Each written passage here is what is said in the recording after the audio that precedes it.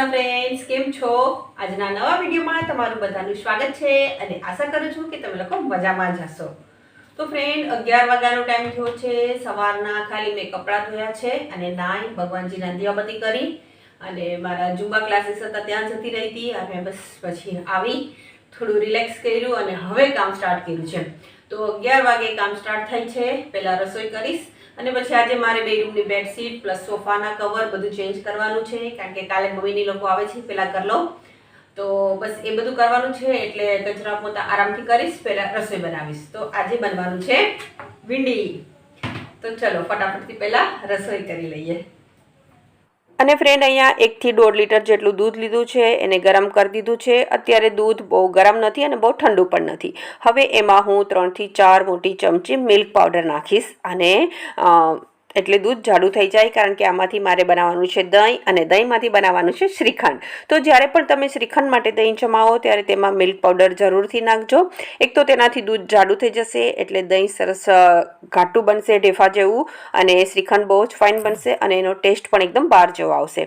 અને થોડું ગરમ દૂધ હોય ત્યારે મિલ્ક પાવડર નાખી દેવાથી ઇઝીલી મિલ્ક પાવડર તેમાં ઓગળી જાય છે. તો ફ્રેન્ડ જો અહીંયા મિલ્ક પાવડર સરસ રીતે મેલ્ટ થઈ ગયો છે. હજી દૂધ થોડું ગરમ છે, ઠંડુ થાય પછી જમાવીશ. ઉનાળામાં ખાસ ધ્યાન રાખવાનું, બહુ ગરમ દૂધ નથી જમાવાનું, અદરવાઇઝ પાણી થઈ જાય છે. તો દૂધને સરસ ઠંડુ થવા દેવાનું છે પહેલાં, પછી જમાવાનું છે. તો બસ અહીંયા દૂધને મેં ઢાંકીને મૂકી દીધું છે ઠંડુ થવા માટે.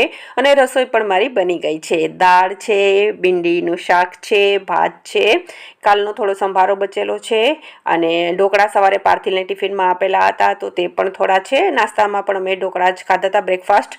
તો હવે થોડા છે તો તે અત્યારે લંચમાં પતાવી દેવાના છે. તો ફ્રેન્ડ લંચ રેડી થઈ ગયું છે અને તમે જોઈ શકો છો વાસણ. તો આ પહેલાં વાસણનો ઢગલો કરીશ અને પછી રોટલી બનાવી અને પછી જમશું. તો ફ્રેન્ડ અહીંયા જો લંચ પણ રેડી છે. તો ચલો આવી જાઓ લંચ કરવા માટે. અને લંચ કરીને કપડાં સુકાઈ ગયા હતા, કારણ કે સવારે કપડાં મેં વહેલા વોશ કરી નાખ્યા હતા. તો સૌથી પહેલાં તો તેને ઘડી કરીને મૂકી દઈશ.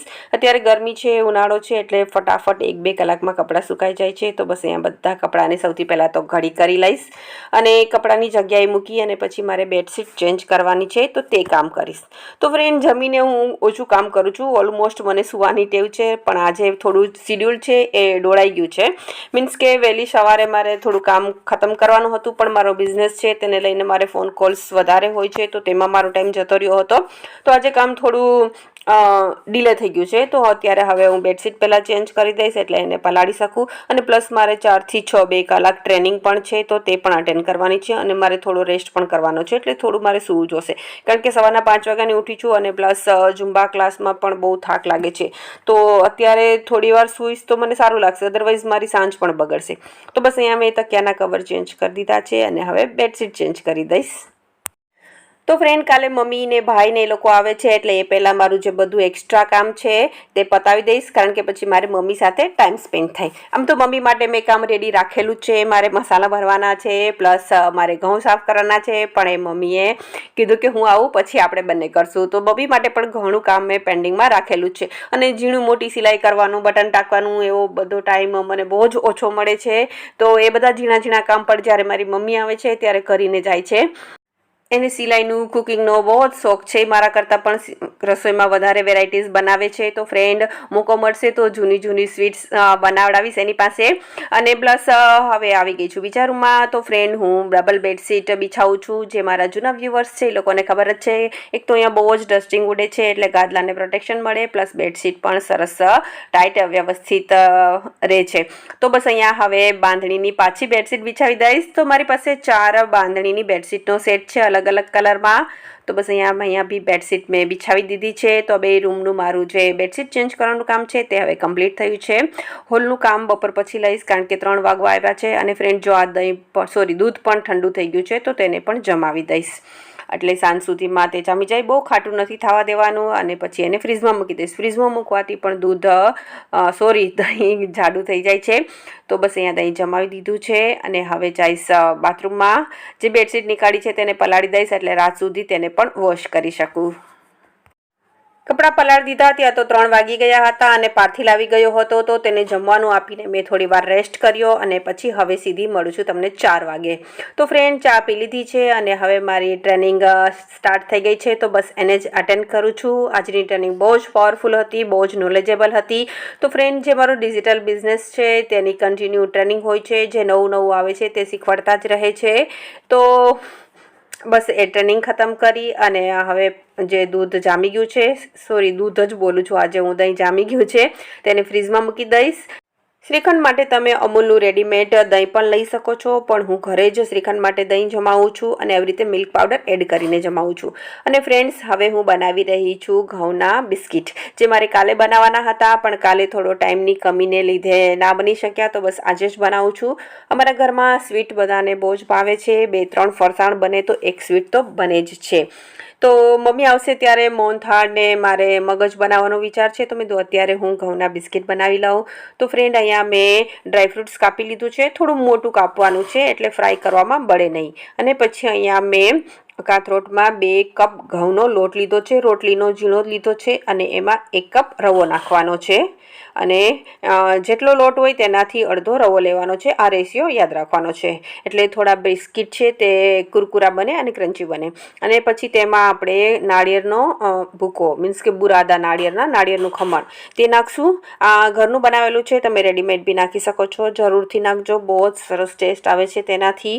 અને પછી તેમાં નાખશું આ ડ્રાયફ્રૂટ્સ જે આપણે કાપેલા છે તે ડ્રાયફ્રૂટ્સ તમે તમારી રીતે લઈ શકો છો. મેં અહીંયા કાજુ અને બદામ લીધા છે, તમે પિસ્તા બી એમાં એડ ઓન કરી શકો છો.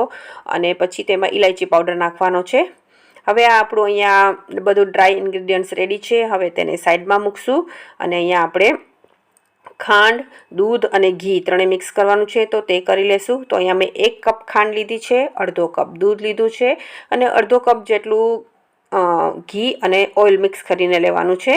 તો અહીંયા 2 મોટી ચમચી મેં ઘી લીધું છે અને 2 મોટી ચમચી હું ઓઇલ લઈશ. અને બધાને થોડું ગુનગુનું ગરમ કરશું, ઘી પીગળી જાય ત્યાં સુધી. બહુ વધારે ગરમ નથી કરવાનું, થોડું આંગળી ડીપ કરીએ અને થોડું ગરમ લાગે એટલું જ ગરમ કરવાનું છે. તો ફ્રેન્ડ જુઓ અહીંયા બધું મિક્સચર આપણું ગરમ થઈ ગયું છે, હવે આનાથી લોટ બાંધવાનો છે. તો ફ્રેન્ડ હું કોઈ માસ્ટર શેફ નથી અને મારી ચેનલ છે તે બી કુકિંગ સ્પેશિયલ નથી. હું ડેઈલી વ્લોગ તમારી સાથે શેર કરું છું અને જે બી રેસીપી બનાવું છું તે તમારી સાથે શેર કરું છું. તો મારી રેસીપીઓ યુનિક ના હોઈ શકે, પણ જે રેસીપી હોય છે તે બધી જ ઘરમાં ઇઝીલી સામાન મળી જાય તેમાંથી જ બનાવું છું. અને ઘણી વખત માપમાં પણ ગડબડ થઈ જાય છે, જેમ કે આજે થઈ ગઈ. આજે લોટ બાંધવા માટે મેં જે દૂધ, ઘી અને ખાંડનું મિક્સચર બનાવ્યું છે તે થોડું વધારે થઈ ગયું છે, વધી ગયું છે. તો હવે એના માટે મેં થોડો લોટ એડ ઓન કર્યો છે, કારણ કે રાખવાથી કંઈ ફાયદો નથી. અને આમાં ઘી પણ નાખેલું છે એટલે જવા પણ દેવાનું મન ન થાય. એટલે ફ્રેન્ડ પાછું મેં આમાં 1 કપ ઘઉંનો જાડો લોટ અને અડધો કપ રવો નાખેલો છે. એટલે ટોટલ આમાં યાદ રાખવાનું છે કે 3 કપ ઘઉંનો લોટ અને 1.5 કપ રવો છે, જેમાં 1 કપ ખાંડ અને અડધો કપ દૂધ અને અડધો કપ ઘી અને ઓઇલ મિક્સ લેવાનું છે. અને આ એકદમ પરફેક્ટ માપ છે, કારણ કે આ વિડીયોનું એડિટિંગ હું બિસ્કિટ ખાધા પછી જ કરું છું. બિસ્કિટની જે સ્વીટનેસ છે તે એકદમ પરફેક્ટ આવી છે. જો તમારે ઓછા બિસ્કિટ બનાવવા હોય તો કપની સાઇઝ થોડી નાની કરી દેવાની છે, પણ આ માપથી જ બનાવજો, તમારા બિસ્કિટ પરફેક્ટ બનશે. તો બસ અહીંયા લોટ બાંધી લેવાનો છે. બહુ કડક લોટ નથી બાંધવાનો, કારણ કે આમાં જે રવો નાખેલો છે તે પાણી ઓબ્ઝર્વ કરે છે, તો થોડી વાર રાખશું તો તે વધારે કડક થઈ જશે. એટલે રોટલી જેવો સોફ્ટ લોટ બાંધવાનો છે અને આપણે એને થોડી વાર સેટ થવા માટે રાખી દઈશું. અને બસ પછી 1-8 કલાક પછી હવે હું એમાંથી બનાવી રહી છું બિસ્કિટ. અને ફ્રેન્ડ્સ તમે જોઈ શકો છો લોટ થોડો હાર્ડ બની ગયો છે, તો એમાં મેં થોડું પાછું પાણી નાખીને લોટને થોડો લૂઝ કરી દીધો છે, મીન્સ કે વણાઈ શકાય અને ઇઝીલી એના બિસ્કિટ બનાવી શકાય. અને ફ્રેન્ડ આ જે સિલિકોન મેટ છે નવી નથી, 3-4 વખત યુઝ કરેલી છે, તે મીશોમાંથી મંગાવેલી છે. બહુ જ યુઝફુલ છે. તમારે વધારે પૂરી, પાપડ અને કંઈ પણ આવી રીતે શક્કરપારાને બનાવવા હોય તો તમે એનો યુઝ કરી શકો છો. લોટ બાંધવા માટે પણ વધારે લોટ હોય તો યુઝ કરી શકો છો. ઘણી મોટી આવે છે અને 100 રૂપીઝની અંદર આવી જાય છે. તો ફ્રેન્ડ બસ તેમાં જ આજે હું બિસ્કિટ બનાવીશ. તો અહીંયા સૌથી પહેલાં તો એક બોલ લીધો છે લોટનો અને બસ તેની રોટલી વણવાની છે, જાડી વણવાની છે, ભાખરી જેવી, બહુ પતલી નથી વણવાની, એટલે બિસ્કિટ એકદમ ફરસા બને.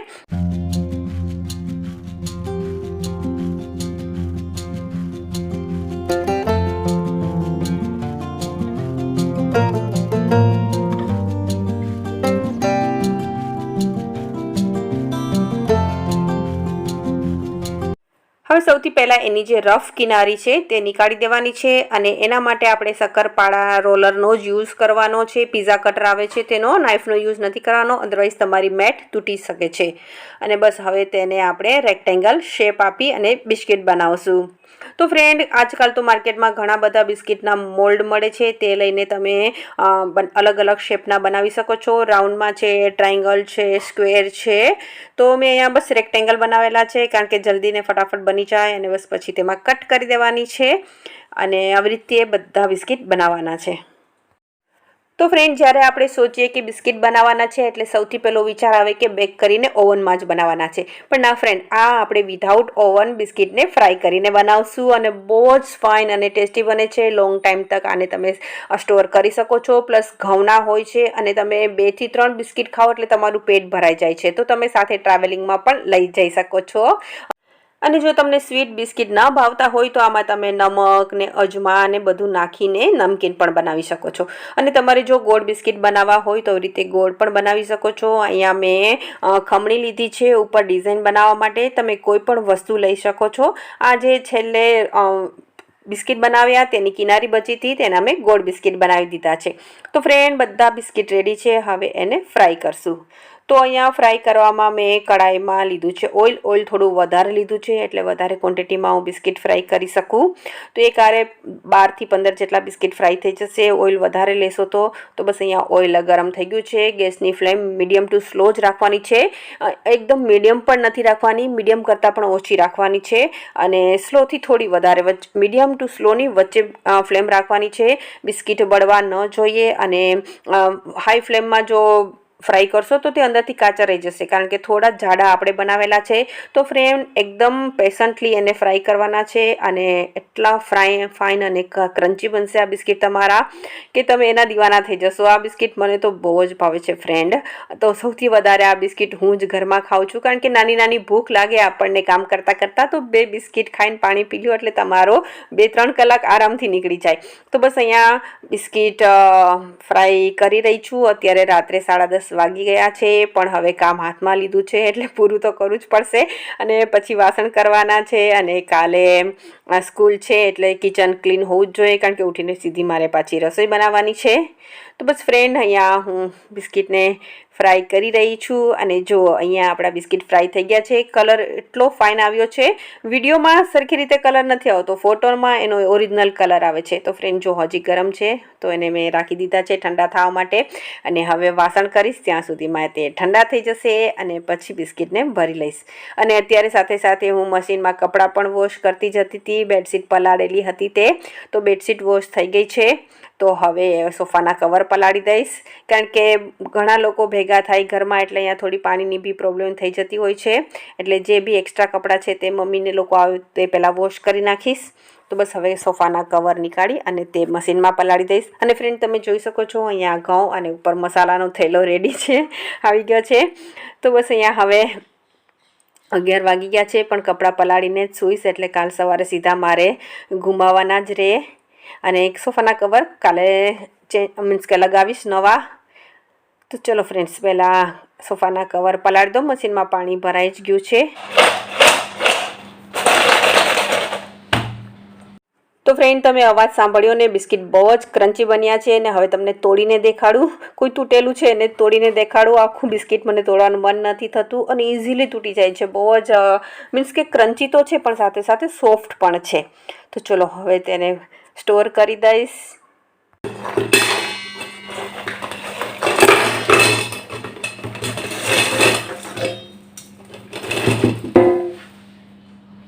અને જો ફ્રેન્ડ, કાથરોટમાં પણ બિલકુલ ઓઇલ નથી. આ બિલકુલ બી ઓઇલી નથી બનતા ફ્રાય કરવા છતાં પણ. ચલો ફ્રેન્ડ, 11 વાગી ગયા છે. આજનો વિડીયો અહીં પૂરો કરું છું. ફરી પાછા મળીશું નવા વિડીયોમાં નવી સ્ટોરી સાથે. ત્યાં સુધી bye, take care, thank you, જય શ્રી કૃષ્ણ.